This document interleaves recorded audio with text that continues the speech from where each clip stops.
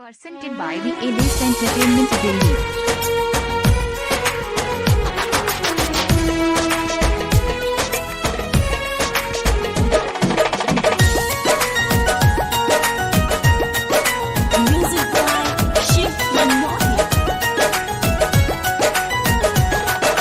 काहे पागल बना के छोड़ दिलो, काहे पागल बना के छोड़ दिलो।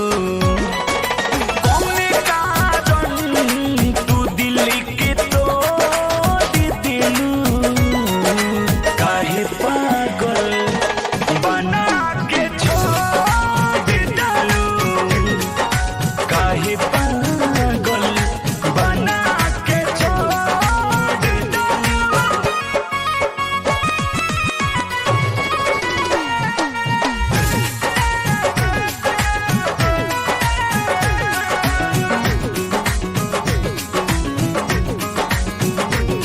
सपना के सौदा कैलू, गम के उपहार भेजैलू, तोरा दिल के राज न जननी, दूर भर में हमके घुमैलू।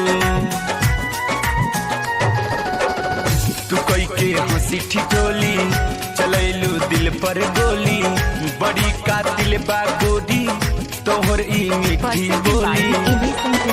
हमारा जिंदगी में जहर घोर दिलू, काहे पागल बना के छोड़ दिलू, काहे पागल बना के छोड़ दिलू।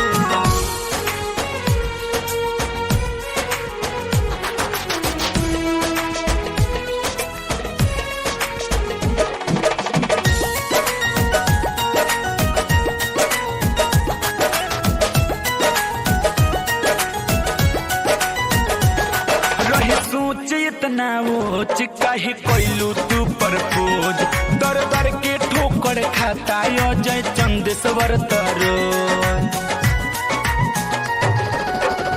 रोता सुमन मोही, हाल पूछे ना कोई, कहे भोजपुरिया बिकिस अब ना तोहर होई। अलबेला यो सोके के आँख में लोट दिलू,